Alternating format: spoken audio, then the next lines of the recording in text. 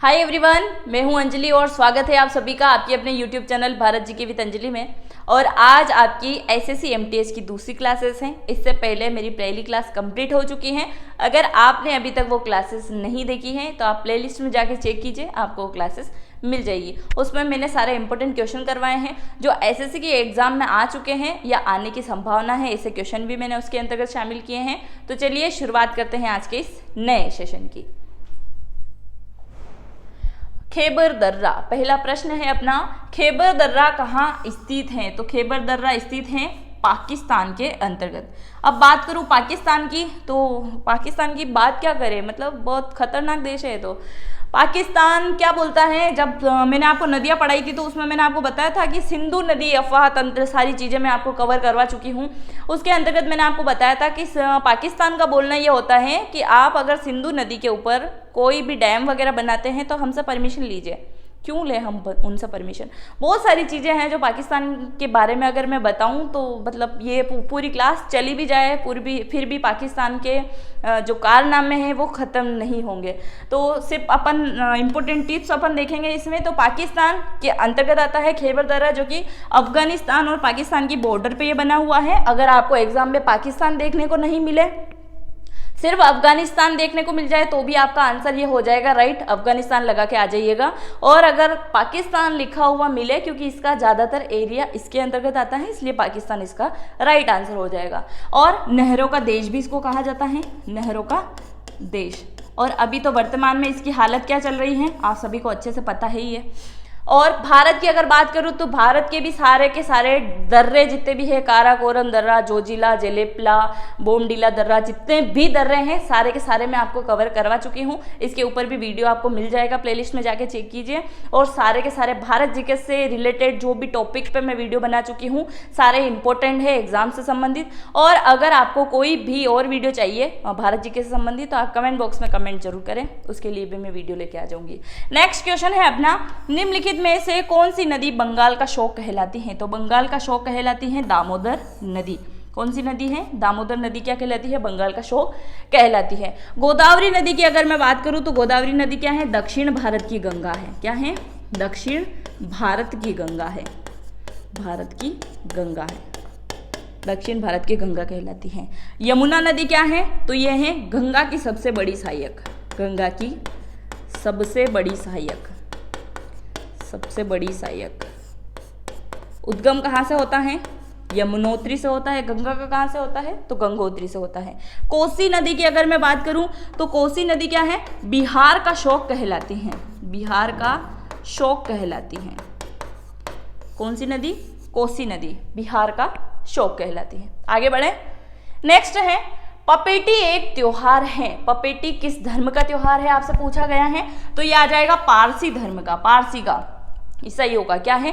पपेटी एक प्रमुख त्योहार है। जैन की अगर मैं बात करूं तो पर्युषण, पर्युषण बहुत चलते हैं। ऐसे तो 12 महीने में 3 बार आते हैं, किंतु सबसे बड़ा पर्युषण कितने दिनों का चलता है? अगर आप जैन धर्म से संबंधित हैं तो कमेंट बॉक्स में कमेंट जरूर करके बताइएगा। नेक्स्ट अगर मैं बात करूं तो बौद्ध की, तो ये क्या मनाते हैं? वैशाखी पूर्णिमा। क्या मनाते हैं? वैशाखी पूर्णिमा। वैशाखी पूर्णिमा क्या है? इनका सबसे बड़ा त्योहार है बौद्ध धर्म का। सिख की अगर मैं बात करूं, सिख क्या मनाते हैं? सिख मनाते हैं गुरु नानक जयंती। क्या मनाते हैं? गुरु नानक जयंती, गुरु नानक जयंती। गुरु नानक जयंती वो इस प्रकार मनाते हैं जैसे हिंदू धर्म में क्या मनाया जाता है? दिवाली मनाई जाती है, उसी प्रकार से गुरु नानक जयंती को ये मनाते हैं सिख धर्म से संबंधित। तो पपेटी एक त्योहार है पारसी धर्म का। नेक्स्ट क्वेश्चन है, सामाजिक त्योहार नुआखाई भारत के किस राज्य से संबंधित है? नुआखाई तो ये संबंधित है ओडिशा से। किससे संबंधित है? ओडिशा से संबंधित है त्योहार। त्योहार के ऊपर भी मेरा वीडियो आ चुका है, अगर आपने अभी तक वो नहीं देखा है तो आप प्लेलिस्ट में जरूर जाके चेक कीजिएगा, उसके ऊपर भी ट्रिक वाइज आपको सारी चीजें मिल जाएगी। बिहार की अगर मैं बात करूं तो क्या मनाते हैं? छठ पूजा, छठ पूजा, छठ पूजा यहाँ की बहुत ज़्यादा प्रसिद्ध है, बिहार वाले बहुत मानते हैं, सूर्य भगवान की इसमें पूजा की जाती है। असम की अगर मैं बात करूँ तो बिहू, बिहू इनका त्योहार भी है और नृत्य भी है, तो असम वाले क्या मनाते हैं? बिहू को मनाते हैं। तमिलनाडु की अगर मैं बात करूँ, तमिलनाडु वाले मनाते हैं पोंगल, और ये फसल के कटने के बाद मनाए जाने वाला है, यानी कि उत्तरायण पे भी मनाते हैं इसको। इधर उत्तर भारत में क्या मनाते हैं, मकर संक्रांति, और उधर क्या मनाया जाता है, पोंगल मनाया जाता है, चावल खाए जाते हैं इस त्योहार पे। आगे बढ़े। नेक्स्ट है खजुराहो के मंदिर किस राज्य में स्थित हैं। खजुराहो के मंदिर स्थित हैं मध्य प्रदेश के अंतर्गत, यानी कि मामा की नगरी में क्या है, खजुराहो के मंदिर हैं, जो कि सबसे बड़े मंदिर हैं। इसमें महादेव का मंदिर है जो कि काफी ज्यादा प्रसिद्ध है, बड़ा महादेव मंदिर या कंदरिया का महादेव मंदिर भी जिसको कहा जाता है, जो कि खजुराहो के अंतर्गत आता है। ये छतरपुर के अंदर शामिल है, छतरपुर में। उत्तर प्रदेश की अगर मैं बात करूं तो बड़े हनुमान जी का मंदिर प्रसिद्ध है। और अभी बहुत बड़ा मंदिर बनने जा रहा है अयोध्या सरयू नदी, यानी कि अयोध्या के अंतर्गत राम भगवान का मंदिर बन रहा है, जो कि अयोध्या का सबसे बड़ा मंदिर हो जाएगा। और अभी तक कौन सा है, बड़े हनुमान जी का, जो कि 100 फीट ऊंचा बना हुआ है, मूर्ति है यहाँ पे बहुत बड़ी इनकी। राजस्थान की अगर मैं बात करूं तो राजस्थान के अंतर्गत कौन सा आ जाएगा, माउंट आबू, जो कि सिरोही जिले के अंतर्गत स्थित है। दिलवाड़ा जैन मंदिर, वहां पे 5 मंदिर है, इनमें से 3 बड़े मंदिर हैं, 2 छोटे मंदिर हैं, जो कि राजस्थान के अंतर्गत आ जाएंगे माउंट आबू में। बहुत सारे हैं ऐसे तो, पर ये प्रसिद्ध है। और गुजरात की अगर मैं बात करूं तो गुजरात में है सोमनाथ मंदिर, तो ये गुजरात का प्रसिद्ध मंदिरों में से एक है। बहुत सारे मंदिर हैं, परंतु इनके नाम ज़्यादा चलते हैं, इसलिए मैंने आपको बता दिया है, और इनसे संबंधित आपकी एग्जाम में क्वेश्चन बनते ही हैं। नेक्स्ट है ब्लैक पेगोडा नाम से कौन सा मंदिर प्रसिद्ध है। कहाँ पे है ये, तो ये आ जाएगा उड़ीसा के अंदर। कोणार्क सूर्य मंदिर आप सभी जानते हैं, इनके बारे में काफ़ी टाइम एग्जाम में क्वेश्चन आता है। कोणार्क का सूर्य मंदिर कहाँ पे है, तो पूरी तट यानी उड़ीसा के अंतर्गत आता है, उड़ीसा में स्थित है। प्रेम मंदिर मथुरा उत्तर प्रदेश के अंदर आता है, जो भी अभी काफ़ी ज़्यादा चर्चित है, बहुत ज़्यादा चल रहा है, ट्रेंडिंग में, आप सभी ने देखा होगा। होलेश्वर मंदिर, ये भी दक्षिण भारत का मंदिर है,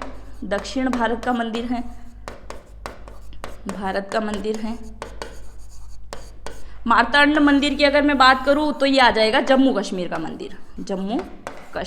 मंदिर, अनंतनाग जिले के अंतर्गत आता है। और अनंतनाग एक झील भी है, जो कि मैं झीलों के बारे में भी आपको पढ़ा चुकी हूँ। आगे बढ़े। नेक्स्ट है निम्नलिखित में से किस राज्य की सीमा भूटान के साथ में नहीं लगती है। तो किसकी नहीं लगती है, ये किसी की भी नहीं लगती है, यानी कि मेघालय की नहीं लगती है इसमें। अगर लगने की बात करूं तो पश्चिम बंगाल की लगती है। तो अगर आपसे पूछा जाए तो पश्चिम बंगाल की क्या लगती है, सीमा लगती है भूटान के साथ में, मेघालय की नहीं लगती है। और भी राज्य अगर आपसे पूछ लिया जाए तो असम आ जाएगा, असम, अरुणाचल प्रदेश,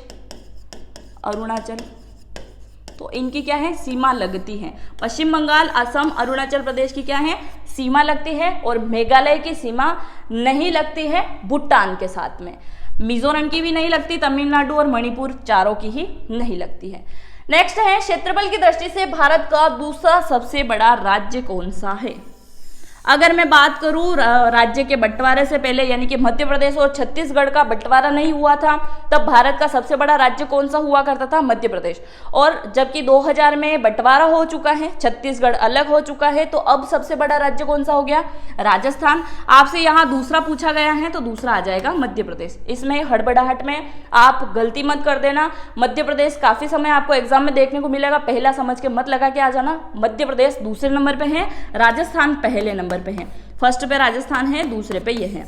उत्तर प्रदेश की अगर मैं बात करूं तो जनसंख्या के मामले में सबसे बड़ा है, जनसंख्या सबसे अधिक यहाँ पे है उत्तर प्रदेश के अंदर। बिहार की अगर मैं बात करूं तो एजुकेशन के मामले में बहुत लो है, यानी कि साक्षरता दर सबसे कम है, यहाँ पे साक्षरता कम है, साक्षरता के मामले में सबसे पिछड़ा हुआ राज्य आप बोल सकते हैं। तो राजस्थान क्या है, जनसंख्या की इसके क्षेत्रफल की दृष्टि से क्या है, सबसे बड़ा है। और दूसरा मध्य प्रदेश है, उत्तर प्रदेश जनसंख्या और बिहार साक्षरता। आगे बढ़े। नेक्स्ट है 42वें संविधान संशोधन द्वारा जोड़ा गया अनुच्छेद संबंधित है, किससे जोड़ा गया, संविधान से लिया गया है, यानी कि 42वीं सूची में आपको ये मिलेगा। तो इसमें आ जाएगा मूल कर्तव्य और अधिकार। तो मूल कर्तव्य पहला आएगा, फिर अधिकार। मूल कर्तव्य और अधिकार की अगर मैं बात करूं तो कहाँ से लिए गए हैं, अमेरिका के संविधान से लिए गया है। जैसे कि आपको सभी को पता ही है, जो भारत का संविधान है वो क्या है, मिश्रित संविधान है, यानी कि सारे के सारे जितने भी देश है जिसमें भी संविधान का निर्माण हो चुका है उनसे कुछ न कुछ लिया गया है, यानी कि कोई सी बातें दूसरे संविधान की अपने भारत के अंदर के संविधान में ली गई है। राजकीय भाषाओं की अगर मैं बात करूं तो राजकीय भाषाएं 8वीं अनुसूची के अंतर्गत आती हैं, जो कि संविधान में आप सब पढ़ चुके हैं। संपत्ति का अधिकार अब नहीं है, यानी कि भारत में कितने मौलिक अधिकार है, अपने अधिकार है, यानी कि शोषण के विरुद्ध के लिए बहुत सारे अधिकार है, उसमें 7 अधिकार थे पहले, अब रह चुके हैं 6, क्योंकि संपत्ति के अधिकार को अब क्या है, हटा दिया गया है। संपत्ति आप नहीं रख सके, थोड़ी बहुत तो रख सकते हैं जीवन यापन करने के लिए, किंतु ज्यादा आप नहीं रख सकते। नेक्स्ट है प्रथम लोकसभा का गठन कब हुआ था। इनका गठन कब हुआ, प्रथम लोकसभा का, तो इसका गठन होता है 1952 में। कब होता है, 1952 में क्या होता है, प्रथम लोकसभा का गठन होता है। 1951 की अगर मैं बात करूं तो स्वतंत्र भारत का पहला आम चुनाव हुआ था। ये वाले क्वेश्चन भी आपके एग्जाम में आते हैं, इस वजह से मैं आपको एडिशन फैक्ट बताते जा रही हूँ, ताकि एक क्वेश्चन के माध्यम से लगभग आपके 4 से 5 क्वेश्चन कंप्लीट हो जाए। तो 1999 की अगर मैं बात करूं तो 1999 में क्या होता है, कारगिल युद्ध। क्या होता है, कारगिल युद्ध। कारगिल युद्ध आप सभी को अच्छे से याद है, और भारत के ऊपर पाकिस्तान ने 3 बार आक्रमण किया था। कब कब किया था वो आप मुझे कमेंट बॉक्स में बताएंगे। 1947 में क्या होता है, आज़ादी मिलती है भारत को और पाकिस्तान दोनों जब एक देश हुए थे। नेक्स्ट है किस देश में दोहरी नागरिकता का सिद्धांत स्वीकार किया गया है। दोहरी नागरिकता, तो दोहरी नागरिकता की अगर मैं बात करूं तो दोहरी नागरिकता कहाँ आ जाएगी, संयुक्त राज्य अमेरिका के अंतर्गत आ जाएगी, यूएसए के अंतर्गत। भारत में क्या है, जैसे आप ब्रिटेन का देखोगे तो ब्रिटेन के अंतर्गत एकल नागरिकता है, यानी कि एकल नागरिकता के अंतर्गत क्या आता है, आपके माता पिता में से कोई एक व्यक्ति वहां का नागरिक होना जरूरी है। और भारत के अंतर्गत क्या है, माता पिता दोनों का ही भारत का होना जरूरी है, तभी क्या है आपको भारत की सिटीजनशिप मिल पाएगी या नागरिकता आपको मिल पाएगी। संयुक्त राज्य अमेरिका में दोहरी नागरिकता है, ब्रिटेन में एकल नागरिकता है, और साउथ अफ्रीका की आप मुझे कमेंट करके बताओगे। भारत की और यूनाइटेड किंगडम की मैं आपको बता चुकी हूँ। नेक्स्ट है निम्नलिखित में से कौन सा गोलमेज सम्मेलन 1932 ईस्वी में हुआ था। कितने गोलमेज सम्मेलन हो चुके हैं अभी तक, पहला, दूसरा, तीसरा, यानी कि 3 गोलमेज सम्मेलन हो चुके हैं। 3 गोलमेज कितने हो चुके हैं, 3 गोलमेज सम्मेलन हो चुके हैं। उसमें तीनों गोलमेज सम्मेलन में भाग किसने लिया था, डॉक्टर BR अम्बेडकर जी ने, BR अम्बेडकर जी ने। दूसरे गोलमेज सम्मेलन में भाग किसने लिया था, गांधी जी ने, दूसरे में गांधी जी ने भाग लिया था दूसरे में। ये वाले क्वेश्चन आपके एग्जाम में पूछे जाते हैं, इसीलिए मैंने आपको बताया है। निम्नलिखित में से कौन सा गोलमेज सम्मेलन 1932 ईस्वी में हुआ था, तो तीसरा गोलमेज सम्मेलन हुआ, और तीनों गोलमेज सम्मेलन के बारे में मैं आपको बता चुकी हूँ। आगे बढ़े। नेक्स्ट है महात्मा गांधी के नेतृत्व में चलाया गया चंपारण का नील सत्याग्रह था। ऑप्शन है नील उत्पादक कृषकों द्वारा 3 कटिया प्रथा के विरुद्ध, दूसरा मिल मजदूरों के लिए, तीसरा कृषकों की आर्थिक स्थिति सुधारने के लिए, और चौथा आ जाएगा किसानों की भूमि साहूकारों से वापस लेने के लिए। तो देखा जाए तो सारे के सारे आंदोलन गांधी जी के द्वारा ही किए गए हैं। बड़े बड़े आंदोलन आपको याद हैं, सभी को मैं बता चुकी हूँ। गांधी जी के बारे में भी फुल डिटेल से मैंने पढ़ाया है, 1 घंटे का वीडियो है जिसमें गांधी जी से बनने वाले क्वेश्चन आपके सारे कुछ कंप्लीट हो जाएंगे। मैंने कहानी टाइप आपको बताया है ताकि आपको आसानी से चीजें याद हो जाए। अगर आपने अभी तक वो वीडियो नहीं देखा है तो कमेंट बॉक्स में जरूर बताइए कि आपने वीडियो नहीं देखा है, तो आप प्लेलिस्ट में जाके उसको चेक कर लीजिएगा। अब इसकी बात करें महात्मा गांधी के नेतृत्व में चलाया गया चंपारण नील सत्याग्रह। चंपारण एक जगह का नाम है जहां पे ये क्या किया गया था, एक सत्याग्रह चलाया गया था गांधी जी के द्वारा।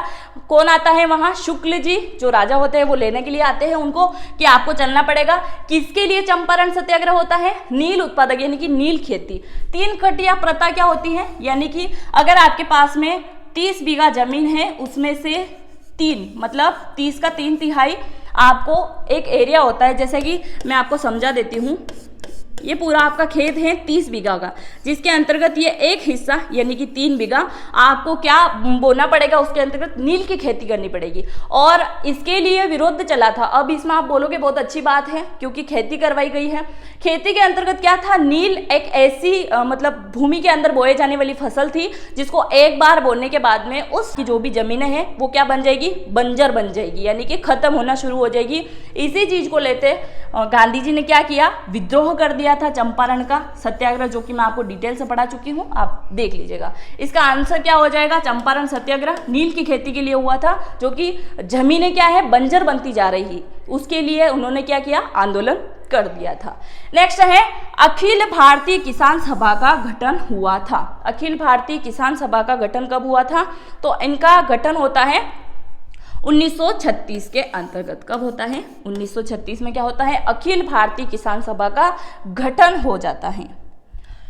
नेक्स्ट है भारत में सबसे पहला सूती वस्त्र मिल किस शहर में स्थापित किया गया था। सूती वस्त्र, आज का जो मुंबई है पहले बंबई या बॉम्बे हुआ करता था, तो बंबई के अंतर्गत स्थापित किया गया था। सूरत भी क्या है, सबसे बड़ा टेक्सटाइल है कपड़ों के मामले में। और आपके शहर में कौन सा शहर जो है सबसे बड़ा टेक्सटाइल के लिए है, आप कमेंट बॉक्स में जरूर बताइएगा जिस राज्य से आप बिलोंग करते हो।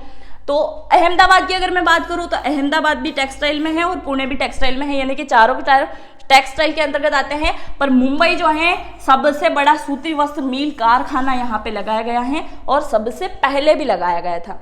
नेक्स्ट क्वेश्चन है अंग्रेजों द्वारा रैयतवाड़ी बंदोबस्त लागू किया गया था। कहाँ पे किया गया था, Bengal presidency, Madras presidency, Bambai presidency, Madras presidency और बॉम्बे प्रेसिडेंसी। तो इसका आंसर हो जाएगा मद्रास प्रेसिडेंसी एवं बंबई प्रेसिडेंसी, दोनों जगह एक ही साथ स्थापित किया गया था रैयतवाड़ी बंदोबस्त को। आगे बढ़े। नेक्स्ट है जिम कॉर्बेट नेशनल पार्क इस राज्य में स्थित है। जिम कॉर्बेट कहाँ पे है, सारे के सारे नेशनल पार्क भी मैं आपको कंप्लीट करवा चुकी हूँ। कहाँ पे आ जाएगा, उत्तराखंड में। असम की अगर मैं बात करूं, Kaziranga national park, Kaziranga national park, Kaziranga national park. Jammu Kashmir की अगर मैं बात करूं तो जगह दाचिगम और Hemis national park, Hemis national park. और अगर उत्तर प्रदेश की बात करूं तो दुधवा नेशनल पार्क, दुधवा और Rajaji national park, Rajaji national park. ये सारे नेशनल पार्क मैं आपको पढ़ा चुके हूं, आप फुल वीडियो से समझ सकते हैं। नेक्स्ट है भारत की खोज किसने करी थी। भारत की खोज करी थी वास्को डी गामा ने। बहुत सारे आए थे, 3 व्यक्ति निकले थे पर पहुंचा भारत में एक ही है। उन्होंने वेस्ट इंडीज की भी खोज कर दी थी, फिर बहुत टाइम तक वो इंडिया उसको समझते रहे। बाद में वास्को डी गामा आया, कहाँ से आता है, यूरोप से आता है। और ये क्या है, यूरोपीय पुर्तगाल है। पुर्तगालों का भी क्या रहा है, शासन रहा है यहाँ पे। पुर्तगाल, फ्रेंच, डच, फ्रांसीसी और इसके अलावा अंग्रेज बहुत सारे क्या है भारत को गुलाम बना के गए हैं, यानी कि भारत के ऊपर क्या है शासन किया है इन लोगों ने। तो भारत की खोज किसने करी थी, वास्को डी गामा ने करी थी और बहुत मुश्किल से वो यहाँ तक पहुंच पाए थे। नेक्स्ट है अर्जुन पुरस्कार की शुरुआत किस वर्ष में हुई है, तो 1962 में होती है अर्जुन पुरस्कार की शुरुआत। और इस समय भारत के साथ कौन युद्ध कर रहा था, आप कमेंट में बताएंगे। भारत के साथ चाइना कर रहा था या भारत के साथ में पाकिस्तान युद्ध कर रहा था। नेक्स्ट है निम्नलिखित में से राज्य में राष्ट्रीय राजमार्ग की सर्वाधिक लंबाई पाई जाती है, यानी कि राष्ट्रीय राजमार्ग जो सड़कें हैं उसकी लंबाई सबसे ज्यादा कौन से राज्य के अंतर्गत आती है, तो ये आ जाएगी उत्तर प्रदेश के अंतर्गत। दिल्ली में एक जो अभी सड़क निर्माण का कार्य चल रहा है मुंबई से दिल्ली का, ये शायद आज तक का सबसे बड़ा या सबसे अच्छा रास्ता आप इसको बोल सकते हैं। राजस्थान में भी है और मध्य प्रदेश में क्या है, राष्ट्रीय राजमार्गों का चौराया है जो कि ब्यावरा के अंतर्गत स्थित है। और ब्यावरा क्या है, मध्य प्रदेश की राजगढ़ जिले की एक तहसील है जिसके अंतर्गत ये आता है। नेक्स्ट है निम्नलिखित में से कौन सा भारत का प्राकृतिक बंदरगाह नहीं है। भारत का प्राकृतिक बंदरगाह नहीं है तो कौन सा नहीं है, चेन्नई नहीं है। चेन्नई नहीं है। कांडला बंदरगाह के बारे में भी मैं आपको बता चुकी हूँ, लगभग सारे वीडियो में आपको कंप्लीट करवा चुकी हूँ। अगर आपने नहीं देखा है तो प्ले लिस्ट में जरूर जाके चेक कीजिए, और चैनल को अगर आपने अभी तक सब्सक्राइब नहीं किया है तो सब्सक्राइब जरूर कर दीजिएगा, और साथ ही अपने फ्रेंडों के साथ में जरूर शेयर कर दीजिएगा। कांडला बंदरगाह की अगर मैं बात करूँ तो कांडला बंदरगाह गुजरात के अंतर्गत स्थित है, जो कि मैं आपको बता चुकी हूँ। मुंबई तो मुंबई के अंतर्गत ही आ जाएगा। चेन्नई तमिलनाडु के अंदर है। बंगाल की खाड़ी का आप सबसे बड़ा बोल सकते हो, बंगाल की खाड़ी का बंदरगाह है, और दूसरा सबसे बड़ा बंदरगाह है, यानी कि मुंबई बंदरगाह के बाद में नाम किसका आएगा? चेन्नई बंदरगाह का नाम इसमें आ जाएगा। मुंबई बंदरगाह के बाद में किसका नाम आ जाएगा? चेन्नई बंदरगाह का नाम इसमें आ जाएगा। पारादीप बंदरगाह की अगर मैं बात करूं तो ये आ जाएगा उड़ीसा का बंदरगाह, उड़ीसा का बंदरगाह। नेक्स्ट है उत्तर दक्षिण एवं पूर्व पश्चिम कॉरिडोर सुपर हाईवे का मिलन कस्बा कौन सा है? कस्बा आपसे पूछा गया है। उत्तर दक्षिण पूर्व पश्चिम यानी कि चारों के चारों क्या हैं? सड़क मार्ग यहाँ मिलते हैं, तो ये मिल जाते हैं झांसी के अंतर्गत। और राष्ट्रीय राजमार्ग का जो मैं आपको बता चुकी हूँ यह है ब्यावरा, जो कि राजगढ़ तहसील के अंतर्गत आता है। नेक्स्ट है कील नगर में निम्न में से कौन सा सर्वाधिक महत्वपूर्ण उद्योग है? कील नगर, तो इसके अंतर्गत आ जाएगा पोत निर्माण। क्या है? पोत निर्माण क्या है? कील नगर में सबसे बड़ा महत्वपूर्ण उद्योग है पोत निर्माण। आपने पढ़ा है ना, INS वगैरह, विक्रांत वगैरह, ये सारे क्या है? पोत हैं पनडुब्बियों के अंतर्गत। लोहे का निर्माण, सूती वस्त्र निर्माण और मोटर गाड़ी निर्माण, ये भी बहुयात मात्रा में क्या है? भारत के अंतर्गत निर्माण होने लगा है। नेक्स्ट है केंद्रीय सतर्कता आयोग का गठन कब हुआ था? केंद्रीय सतर्कता आयोग का गठन कब हुआ था? तो इसका गठन होता है 1964 के अंतर्गत। कब होता है? 1964 में क्या होता है? केंद्रीय सतर्कता आयोग का गठन हो जाता है। नेक्स्ट है प्रधानमंत्री पद से त्याग देने वाले प्रथम व्यक्ति, यानी कि ये प्रधानमंत्री पद पर रहते हुए इन्होंने अपना त्याग पत्र दे दिया था। कौन दे देता है त्याग पत्र? मोरारजी देसाई क्या करते हैं? त्याग पत्र दे देते हैं। चौधरी चरण सिंह, अटल बिहारी वाजपेयी और गुलजारीलाल नंदा, ये भी क्या है? प्रधानमंत्री रह चुके हैं। और त्याग पत्र कौन दे देता है? मोरारजी देसाई। अटल बिहारी वाजपेयी जी के जन्म दिवस को क्या मनाया जाता है? सुशासन दिवस, गुड गवर्नेंस डे के रूप में मनाया जाता है 25 दिसंबर को। कब मनाया जाता है?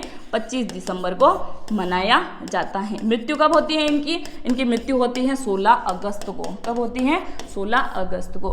राजस्थान में स्टैच्यू ऑफ पीस यूनिटी का अनावरण कहाँ किया गया है? स्टैच्यू ऑफ यूनिटी तो आपने पढ़ा है, जो कि गुजरात के कावड़िया में है, गुजरात अहमदाबाद के अंतर्गत। कितने फीट ऊंचाई है इसकी आप मुझे कमेंट बॉक्स में बताइएगा अगर आप जाके आए हैं। राजस्थान में स्टैच्यू ऑफ पीस यूनिटी का अनावरण कहाँ पे हुआ है? तो यह होता है पाली के अंतर्गत, जो कि राजस्थान का एक महत्वपूर्ण जिला है। राजस्थान का क्या है? महत्वपूर्ण जिला है। पाली के अंतर्गत क्या होता है? राजस्थान में स्टैच्यू ऑफ पीस यूनिटी का अनावरण होता है। पाली सोजत की एक मेहंदी बहुत प्रसिद्ध है, जिसको क्या है? GI टैग अभी दे दिया गया है। ये थे अपने टॉप 25 क्वेश्चन। आई होप आपको समझ में आए होंगे, और अगर आपको आज का सेशन अच्छा लगा है तो अपने दोस्तों के साथ में जरूर शेयर कर दीजिएगा, और अगर आपने अभी तक चैनल को सब्सक्राइब नहीं किया है तो सब्सक्राइब भी जरूर कर दीजिएगा। इसके अलावा अगर किसी भी टॉपिक पे आपको वीडियो चाहिए तो कमेंट बॉक्स में कमेंट जरूर कीजिएगा। मिलते हैं नेक्स्ट वीडियो में। जय हिंद, जय भारत।